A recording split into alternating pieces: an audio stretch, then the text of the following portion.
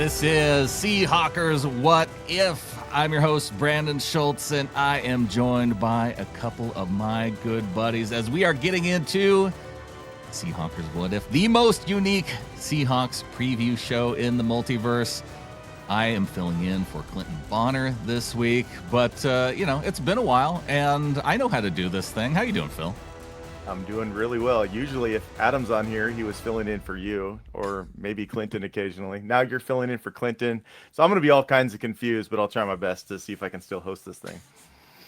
Adam, of course, joining us as usual, taking over for me this year on Seahawkers What If. And, maybe we'll just rotate this thing. Hey, if this goes real well for all of us, maybe we just kick Clinton off the show and we do it, the three of us, from here on out. Well, first off, he knows what he did, so if he is kicked off permanently, he deserves it. No, just kidding. But with that said, look, filling in for you this year, Brandon, I'm not sure that it's been an improvement. So if we need to kick anybody off, it might be me. But it's going to be interesting to see what everybody's opinion is going into this Commanders game, Mr. Phil, because maybe not the matchup we thought it was going to be when we looked at that schedule early in the season and we're counting wins and losses like stupid people. This is maybe not the monster we thought it was going to be. Yeah, when they started the season and you were trying to guess who would have the winning record when these teams faced, if you had to say only one did, I think a lot more people would have said the Commanders than the Seahawks around the nation. Maybe not us Seahawk fans, but even some of us as well. I don't think it was anticipated that they would look quite as shaky as they do. Is it an interesting word that you chose, but shaky is probably the better one. Yes. Well, let's get to most of us watch Monday Night Football with the Commanders and Chiefs probably, or a lot of us did. So we kind of know what that game had in store. But I did throw up the DVOA rankings after the game. Their defense is 18th by DVOA. They look worse in person. Their passing defense is bottom third, 23rd. Their run defense just about into the top third is 12th. They look old and slow in the middle. If I was going to say one thing that stands out about their defense, their corners weren't Ouch, Phil. Is this a shot at Bobby? Well, they're younger than me, so I can say old and still know that it's whatever the slam is. It's not as much of a slam as it is to me because I am well on the other side of my peak. And I think peak or not, they just don't look that quick in the middle there. Maybe old was pushing a little bit too far. And it's not just Bobby, Adam's shaking his head. In general, they just don't look like they get there. Corners aren't especially sticky. Some guys were getting open. Jacob Martin, there was a sighting from our old 6th-round draft choice. He actually looked like the most effective pass rusher in this game, at least from my point of view. Their run D did look fairly solid most of the time. I didn't see any major holes or flaws. They look pretty disciplined there. On offense, they are 14th by DVOA. They didn't look like it in this game, but they have looked, I think it has a lot to do with the Jaden versus no Jaden. They're passing 13th, their run 11th. Mariota's been in this game so long, and I still hear people call him Mariota and Mariota. I guess that kind of says how much of a mark he's put on the league that we still don't have his name down. But he's also uneven in his accuracy, just like in how people refer to his name. The run blocking was okay. Debo had an awful drop, turned into a pick. It bounced right off his dome. And he looks chubby. I don't know the last time I've seen a wide receiver that looked as chubby as Debo Samuel. That's kind of weird. Their tight ends were getting open quite a bit, so maybe that's something to watch out for. I don't know if it's their good scheme or the Chiefs' bad defense, but they held them to 7, so I can't say bad defense by the Chiefs. I just meant in one area they looked a little weak. The pass pro kept getting worse throughout. Of course, they were getting banged up during the game. Adam, did you see something different in Commanders Chiefs than me? As I'm looking at your list here, Phil, the first words that pop to mind are "can confirm." And looking at what you've got here, you really kind of hit the nail on the head with a lot of these things because I know Brandon thinks that it's not fair to call people what they are at any given point in their career. But old and slow in the middle is 100% right. That is the number one thing that jumped off the screen to me. And I'm sure we will get into that as we continue on here. I didn't say it was unfair. You did. Shots fired, unfair. Saying, ouch, caping for Bobby. Yeah. Why are we going after Bobby Wagner when? Because he's old and slow. And I will confirm, because Adam has frequently said Mariota over the years, and with his always being on me with my quarterback pronunciation, I can confirm it is Mariota. Okay. I don't Yeah, even well, think the I'm just Manning going brothers, with Marcus. Okay, Marcus. I don't think the Manning brothers even agree with themselves how to refer to his last name at this point. I've even heard hosts say the different ways in like seconds of one another. So nobody knows. Yeah. Okay. It's like Well, data and data with Adam. It goes with his passing. Let's get to our theme. This affects Brandon. This affects our federal employees. We're not going to get political on this show, but it's definitely affecting the United States of America. We're going to D.C., where there's this giant shutdown. If you're not from the United States of America, federal employees aren't getting paid. Our government can't agree. They can't get things handled. So how about when we're going to Washington, D.C., and by the way, that name Washington has always kind of stuck with me as a kid that grew up here in the great state of Washington. When I would travel and I'd say from Washington, they're like, oh, you're from the capital. Oh, from your, and I was like, no, there's another Washington. It's a whole state, has a lot of people. And so after a while, I would start just saying, I'm from the state. I'm from Washington State. I'm from the state of Washington when I was at college, because I got sick of people thinking I was from D.C. But there is another Washington. It was confusing when you were a kid. But what if the Seahawks, we go in there and we shut down the other Washington, the Washington Commanders? So we got categories here that deal with the selection, shutdown, crisis, total shutdown. The shutdown has a blame game going on right now. There's a budget shutdown. Sometimes there's a partial shutdown, and then a shutdown deals with a standoff. So Brandon, where will we go first? Well, the one that hits closest to home for me right now is partial shutdown, as I have been working these last few weeks. You're partially shut down. Some of your friends aren't getting paid, and you might not soon if we don't get this handled. Okay, partial shutdown, Brandon. What if the Commanders can have partial success at shutting down Sam and the Hawks offense? Where would you say that's most likely as you look at them being able to stop us or slow us down, Brandon? Yeah, I think this would be one place would be the run game, because I think the Commanders and their defensive line, they're real stout up front, and we'll probably get into some of the pass rushing too. Well, you mentioned Jacob Martin already, who is leading the team with 6 sacks, but the guys up front, they have strong dudes up front. They still have Bobby Wagner, who, despite his ability or inability in the passing game, the dude can still fill a hole and make tackles. And so with Javon Kinlaw, with Von Miller on the edge opposite Jacob Martin, with Dorrance Armstrong up the middle, they have a very solid group up the middle. And I would think that if they have any success on defense, it's probably going to be that defense stopping our Seahawks run game. Stopping our run game up the middle. They'll probably have some partial success there. I tend to agree. Adam, do you have something other than that where they might be able to slow us? I don't, because it was the right answer. Okay. And at the end of the day, as much as we were banging on Bobby early in the pod, leading the team in tackles and still can fill holes and recognize things early. So yeah, run game is where they have been better defensively. And when you look at their secondary, who's stopping JSN? Because I watched good secondaries struggle against JSN. I think it's going to be a long day for the Commanders in the passing game, because they have bigger holes than just their corners in the passing game. So we'll see how it goes. But Brandon, 1,000% right, 0% wrong. Run game for sure. All right. The only other place where the number 2 answer for me, had Adam gone first, would have been third downs. And I think they might be able to have some partial success on third downs against us. Yeah, we haven't been very good. We're like 23rd in the league or something like that on third down, which well, that's nice of you to put us up that high, Phil. Maybe with percentage. I was looking at the numbers of actual third down conversions per game. Okay. And we're number 32. Oh, so as great as our offense is, we just need to avoid third down. That's what I've been telling Adam and Clinton. Let's just not do third down. Just don't do third down. Get the first down on second, easy. And that's how we succeed. You know what the nice thing about that is that it's possible. Yeah. You can do that. That's a totally great way to run offense. You don't have to go to third down if you get the first down on first and second down. You don't have to get there. Because on our team, if we get to third down, either Dixon's coming out or we're going for it on fourth down. It's probably one of those. Exactly. Adam, the easy one's off the board. Where are we going to go next? Well, I like getting rid of things that I don't like dealing with first off the top. I hate blame games, so let's go with the blame game.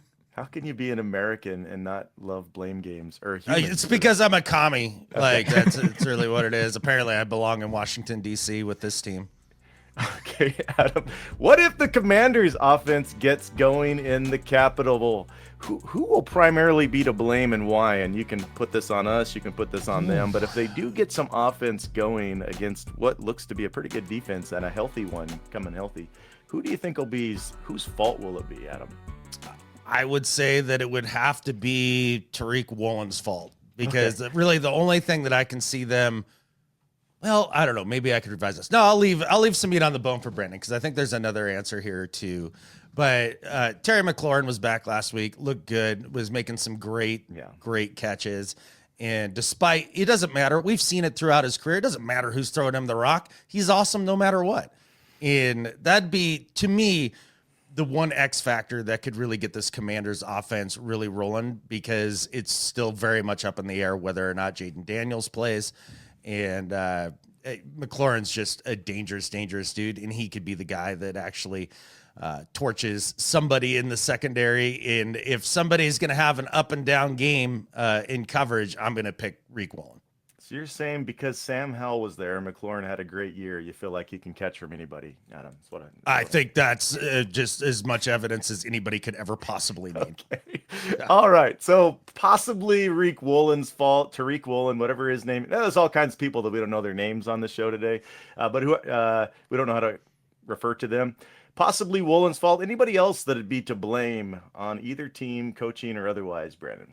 Yeah, well, I will say that McLaurin did get hurt in that game just last week or on Sunday or Monday night against the Chiefs. So he's going to be one to watch on the injury report to see what his status is going forward, much like with Jaden Daniels. So that's one that we're definitely going to be watching. But he's a tough dude. He'll probably be out there and playing. Another guy or another aspect of this team as to who will get the blame and why. If for some reason we can't get any pass rush against this Commanders offensive line, which would be, I think, unlikely, but looking at their pressure rate allowed stats for the Commanders, 58.8%, almost 60%. And I look at that and I go, especially looking at the guys that we have up front against their offensive line, whether it's Jaden back there, whether it's Mariota back there, if you're able to pressure the quarterback at 60%, I put the chances of us winning very high. And so if for some reason we're not able to get that pressure for some reason, I would be most likely to blame that defensive line in the pass rush. Yeah, good call. That's the one way we had poor defense this year was all of a sudden we couldn't get to Baker. And not a lot of that was on Baker too, because he set up his protection, but good call on the blame game. So we go back to Brandon. Crisis, total budget, or standoff? Let's go shutdown standoff. A standoff.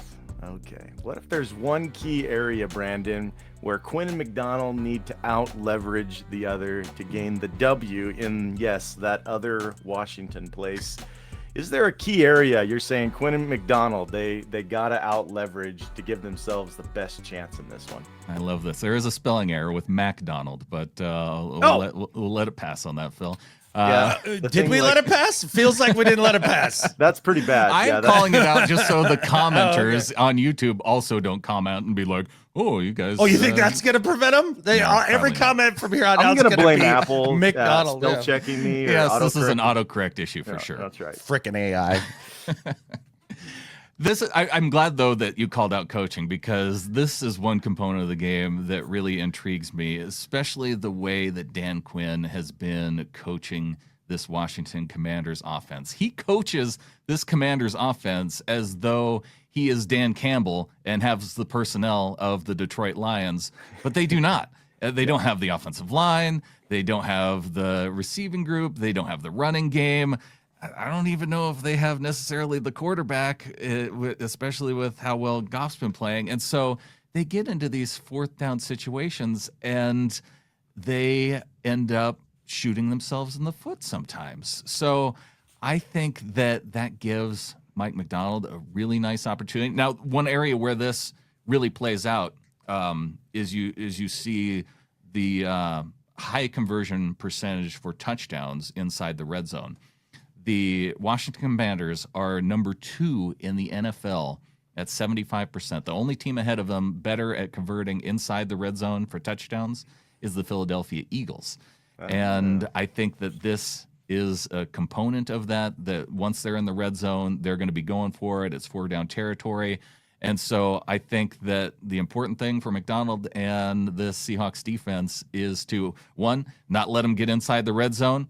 And if they do happen to it, be ready to go so that you can stop them on 4th down, keep them out of the end zone. Adam, how about you? Well, first off, I don't think it's very common in the NFL for teams that have a huge disparity in talent levels for coaching to be the difference in the game. Like when I'm looking at this game, I just see one team that's vastly superior to the other at this point in their roster development. And look, so the idea that the coaches are going to have a huge amount of sway in this game, where I think players are going to win this game, players play. I guess it would have to come down to turnovers to me. Both teams aren't great at generating turnovers. If you can generate a turnover or two, it's probably going to be the thing that either keeps the Commanders close in this game, or if the Hawks are the ones that are actually able to punch out the ball, then they're going to be the team that's going to be running away with this game. So I think that's it. The Commanders have been living in high variance land since last year. And Brandon brings up the 4th downs. There was something ridiculous like 22 of 24 last year going for it on 4th down. Lo and behold, that's come back to earth. Same with some of the other high variance statistics, turnovers being one of them. So that I would say if Macdonald can get him focused on defense at improving that takeaway rate, which would be something that would help going down the stretch, I think that would help. Could the coaches ruin it if they can't win it? Could the coaches ruin it, Adam? Look, I don't want to sound like too big of a cocky jerk going into this game, but my worry level for this Commanders team couldn't be lower. Like I just think they've regressed back to the mean, which is right where they should be on their development as they've changed ownership and coaching and all of that. And I just don't see one area of their football team where they are superior to where the Seahawks are right now. Yeah, it's not just because of the Chiefs game. You're saying as their whole body of work, not just because you watched. Oh, 100%. Okay. Yeah. Recency bias can get us sometimes, I know, but yeah, we're looking good. So that's. They are better than us at not turning the ball over. Okay. Sure. We turn it over more frequently than they do. We still won fairly easily with losing the turnover batter significantly last game for sure. Adam, we have crisis, total, or budget. Let's go total. Total lockdown. Here we go. This one you get to rank a little bit, Adam. What if the Hawks can take away one of these? Rank the importance. We have 2 on defense, their sacks and their run stuffs. On offense, their explosive runs, wide open tight ends, and 3rd and long conversions. How would you rank the importance of these 1 through 5? Okay. Well, I would say in terms of stopping their offense, wide open tight end seems to be the number one to me. When I was giving my Terry McLaurin answer earlier and said, well, I'll leave some meat on the bone for the Brandon. That's what I was thinking about. Ertz is still being productive. They seem to get a lot of open tight end looks.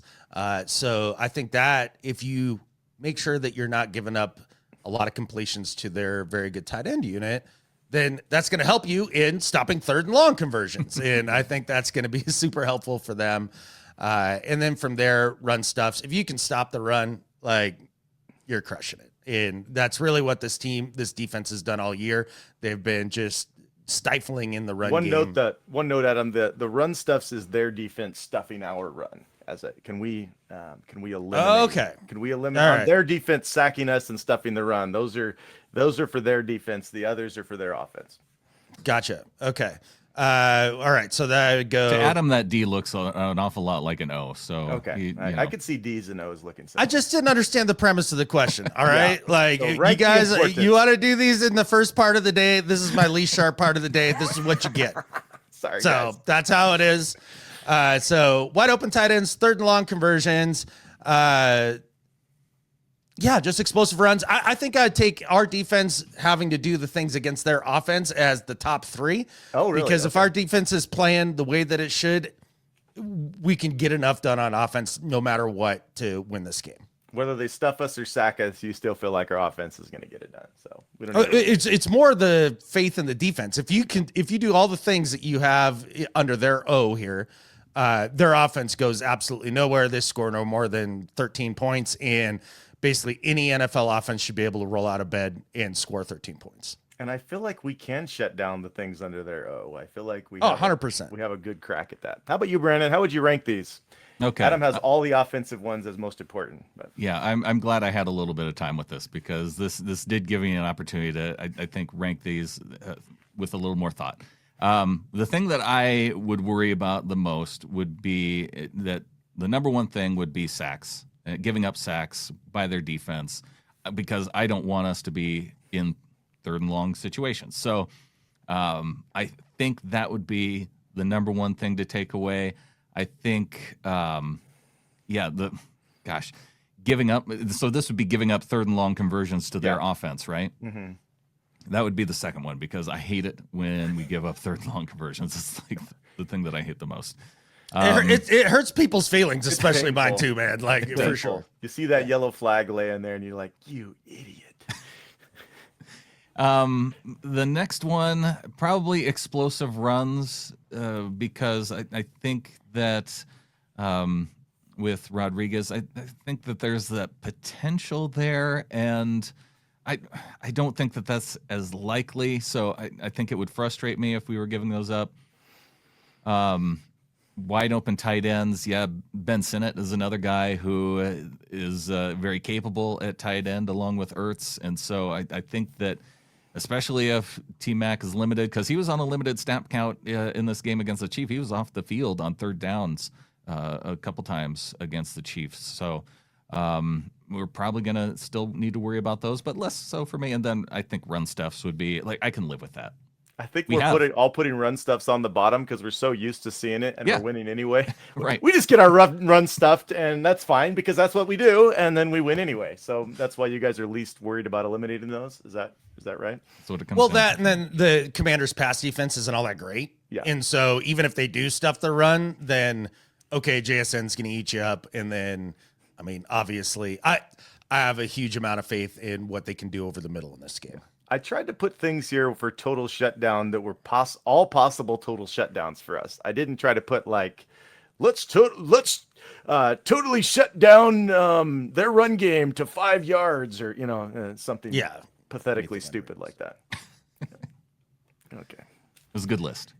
Okay, let's take the total shutdown and remove that one, and we go back to Brandon. We have crisis or budget. One of these is a big JSN question that I'm excited Okay, about. I'm curious about budget.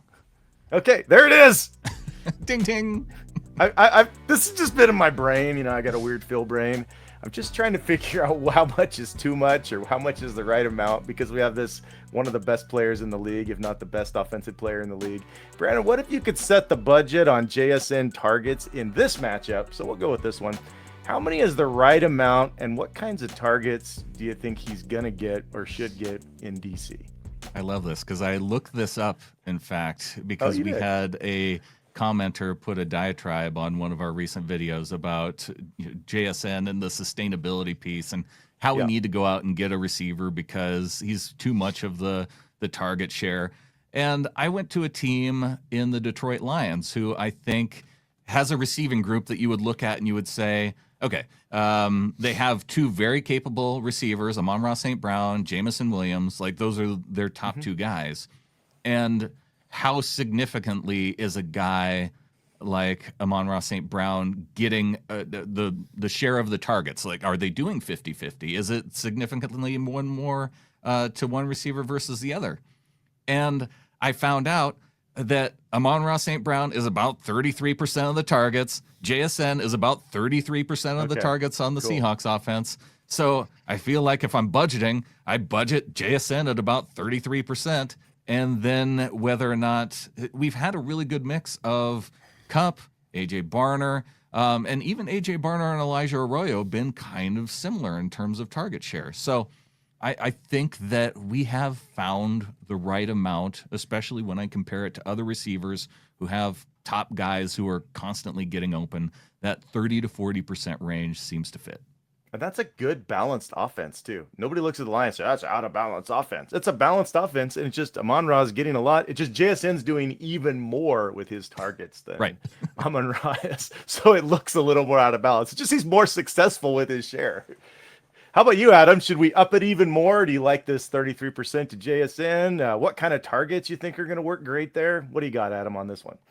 Well, in an ideal world, if I had to choose, look, if they can take that 33% for JSN and get that down to like 25%, and then you increase the targets to Barner and Arroyo, I think this is the biggest advantage the Seahawks have in the entire matchup.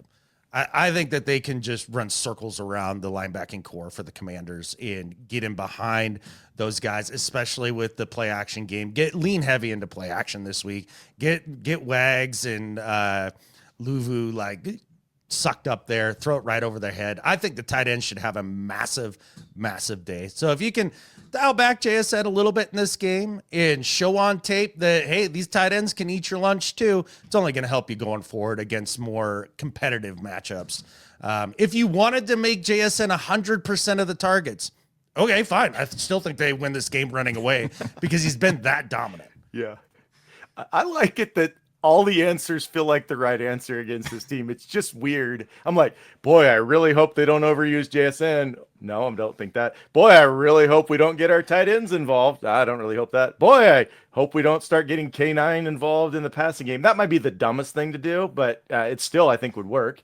Passes to running backs are generally less positive leverage for your offense. You do it when you have to. I mean, bad offenses do that.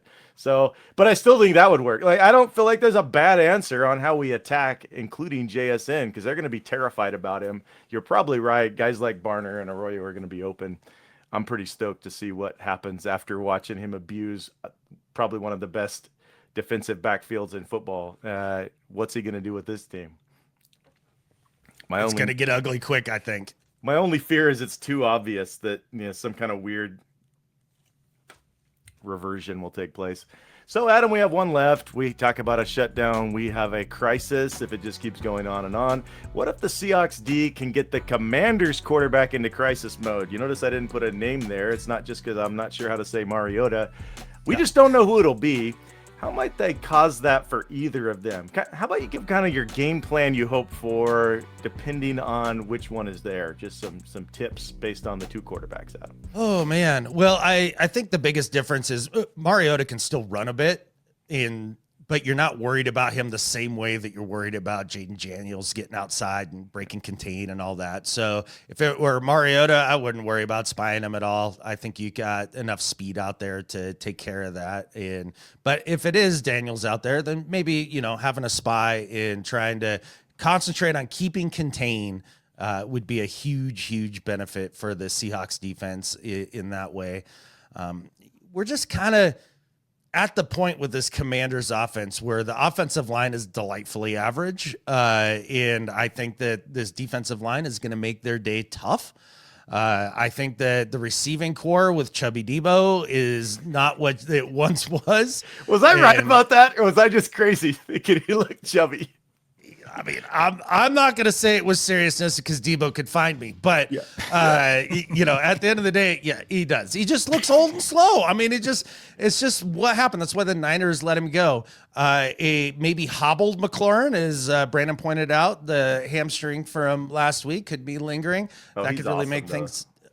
I know he's awesome, but there's just not much outside of that. And then you got to think that for the Seahawks defense, play up on a lot of the receivers, get close to the line of scrimmage because we're still playing Cliff Kingsbury. Okay. Like that guy's still over there calling plays. And so I know we're going to see more bubbles per game capita than we see from any other team. So maybe that'd be some of the things that they do there. Look, they haven't been all that successful in the running game. I just don't fear this offense. I don't fear this offense. I don't fear their weapons, especially with this defense.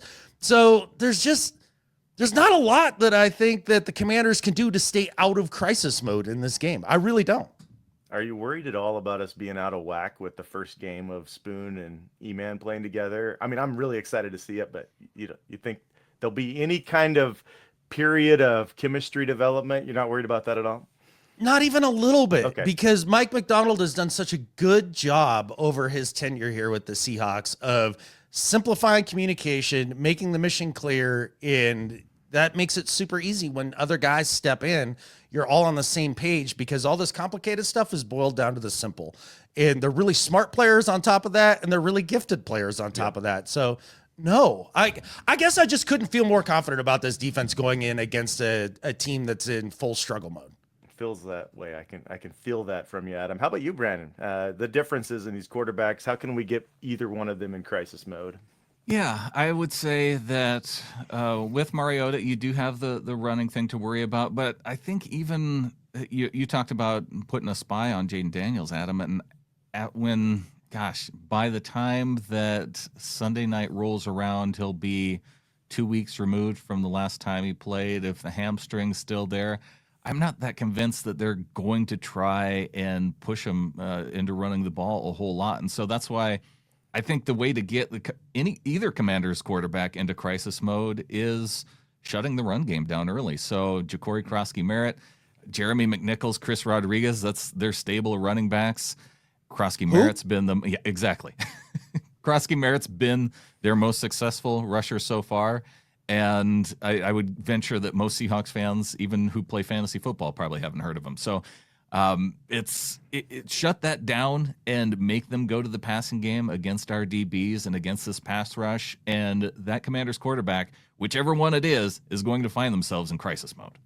All right, maybe you're a Commanders listener and you think we're getting overly arrogant about our Seahawks. We'd love to hear from you. I don't know that a 3-5 fan ever is. Whenever I've been a fan of a 3-5 team, I'm like, yeah, these guys are right. In fact, we're probably worse. But if you disagree, we'd love to hear it in the comments what the alternate view is. I hate to just get so feeling like this is a freebie and get slapped in the face with surprise. But so far, Adam and Brandon are not really helping me worry about this game. I'm coming in maybe even less concerned than I thought I would be. We've gone through all of our categories. We are going to get to your gentlemen's what if Superhawks for the game. But before we do that, we want to hear from the flock. And we haven't had you on in a while, Brandon. Brandon, how could people be able to enjoy getting into the flocker wishing well, join our Discord, things such as that? Yeah, if you want to become a member of the flock and put your wishes into the wishing well, you can go to getintheflock.com and become a member of our Discord. $3 a month and above gets you into there. And yeah, we have a Seahawkers What If channel, and we interact there on game day as well, plus a little bonus and part of, in addition to being a part of the Discord, you also get ad-free episodes via getintheflock.com. Nice. Very nice. Well, we have quite a few wishes here. We have Yokai Hawk. He got in early. Am I too early to wish for bad commie karma? I wish all three of Dixon's punts pin the other Washington behind their 20. Okay, so if we have to punt 3 times, that's okay if we have no turnovers. I'll take it. 3 punts is okay. Designed Pete's Beach House. Wish we figure out the run game. I think we figured out that we need to keep doing it, so I'm really happy about that, Amy. But I agree. I would like us to get stuffed less. Like, let's start chopping away at how often we get stuffed. Josh, wish we start with a lead and don't give up a ton of fourth quarter points. And then we have Chosen. Wish we have a healthy balance between the run and pass game. And the run game works. Okay, the first half, we're like one of the best in the league at. We are highly balanced, but the effectiveness could grow. Car, a nice welcome back pick 6 for either Love or Spoon. Ooh. Love that. Bunny, wish our D-line throws their O-line out of the stadium. Fake, oh boy, I guess Bunny was thinking what I was. Fake Washington's quarterback, whichever one, is pressured endlessly and retreats to the sideline with abject terror on their face. This game lives rent-free in their head for the rest of the career. Clinton, I guess he's able to wish, even though he's not on here, wish we got robbed of celebrating National Tight Ends Day.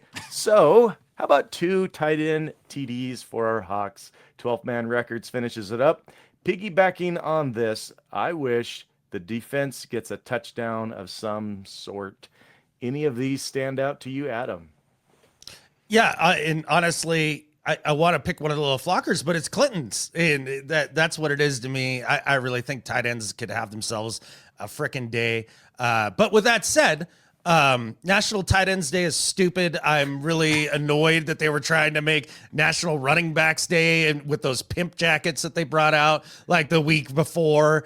Can we just stop? Like, we don't need more made up holidays. And I just think it's ridiculous. But I guess if we missed out on it and it gives us 2 tight end touchdowns this week, I'd be there for it, Brandon. I don't know if you kind of see it the same way or if another one of these wishes stood out to you. You know, the one that stood out to me was Carr and one of our returning defensive backs getting an interception. That's the one I think I want to see. All right. The National Tight Ends Day is silly, ridiculous, but it's kind of ridiculously dorky cute in the 6-7 joke, whatever that is, kind of way. But you can't be doing more positions. It's too far already, so you can't go too far past too far, right? Just having one of them was already too far. And we can't be adding other positions. They're the only ones that get one. We're going to hear from these gentlemen's What If Superhawk, their wish. We're going to start with Brandon. I will mention last time, sorry, Adam, Bradford, no whiffs in the run game. That wish wasn't even close. So that's why they're called wishes, Phil. That's like the next time I wish for $1 billion if I throw a coin in a wishing well. I mean, we all kind of knew what was going to happen on that one. Clinton wished for 12 completions to non-JSN Seahawks. Clinton did just fine in all the ways. No, we didn't. Adam actually got the Adam's going to win the week, so it didn't because he had the score projection just about right. So. Brandon, we'll start with your What If Superhawk. Okay. Well, watching that game against the Chiefs and seeing Jacob Martin stand out for the Commanders on the opposite side of the ball, it hit me in a way. And I really miss having Jacob Martin on the Seahawks. Now, if I remember right, we traded him to get Dwayne Brown. So in a way, I think that trade worked out well for us. Yeah. But I don't like seeing him on another team. And so my wish and my What If Superhawk is for Charles Cross to allow 0 pressures on the day against the Commanders. Charles Cross, 0 pressures. I love it. That's tough to pull off because pressures are far more common than sacks these days, the way they rate them. Adam, how about you? Your What If Superhawk? Yeah, I mean, mentioning the pressure thing real quick, especially if PFF is grading the pressures, because they'll have twice as many as like somebody else. I feel like it's one of the more bogus stats in all of sports at that point. But with that said, I think I smelled his fart. That's a lot of pressure. So we got to give him one. Yeah, exactly.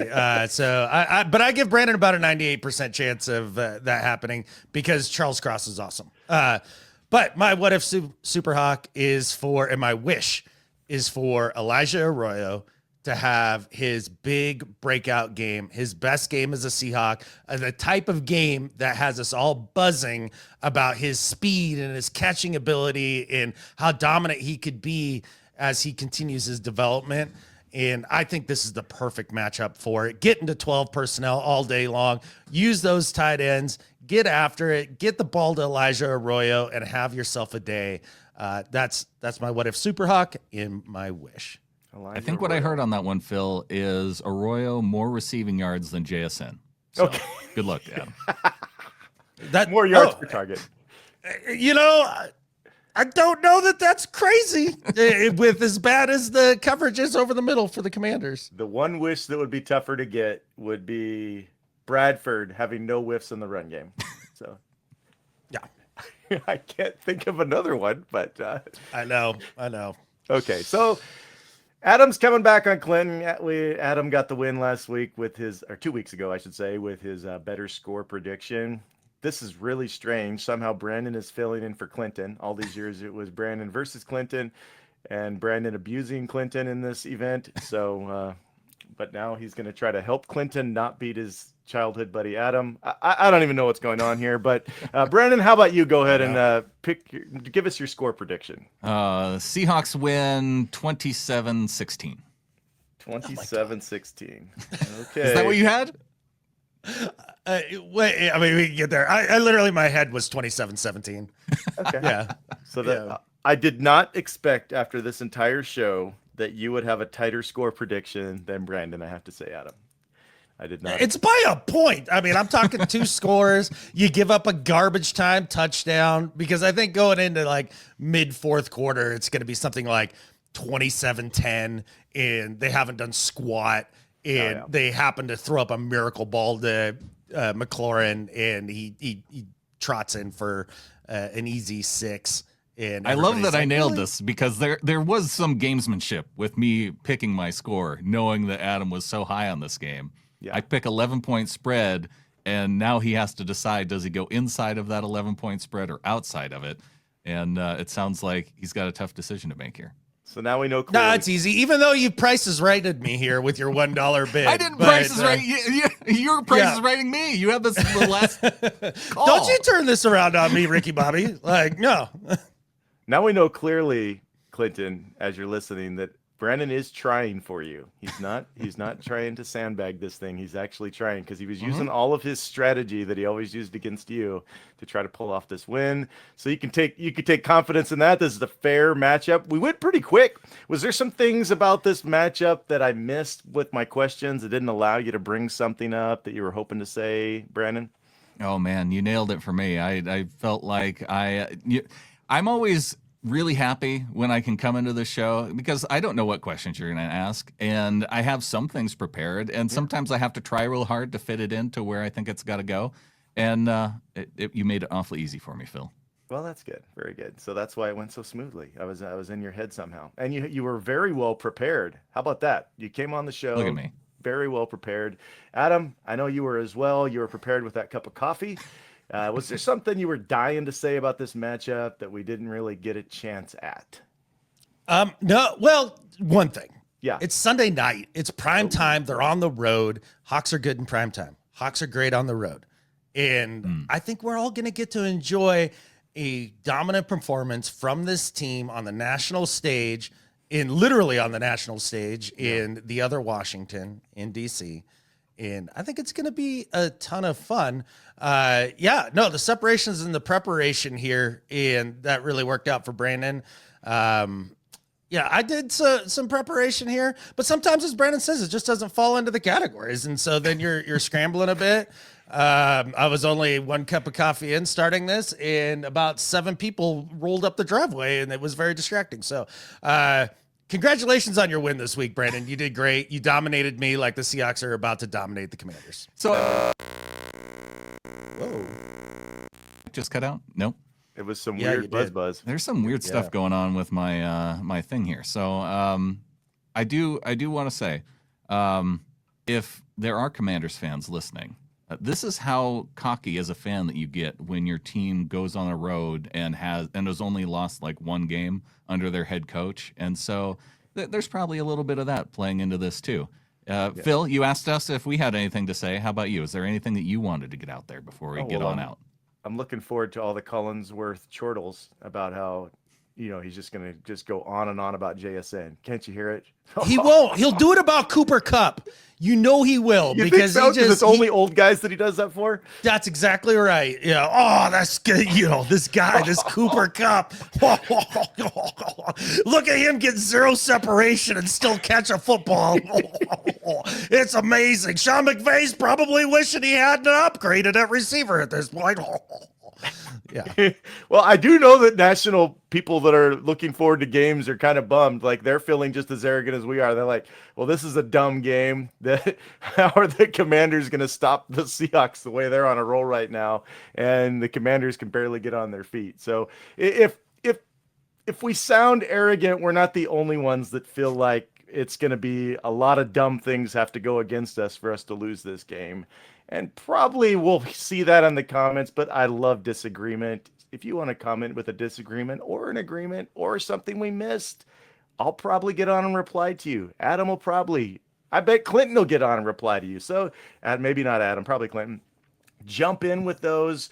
But that's all we got. We're looking forward to a great game. We're looking forward to Collinsworth not even knowing that the best receiver in the entire game is on the field and focusing on other things. It's a lot to look forward to.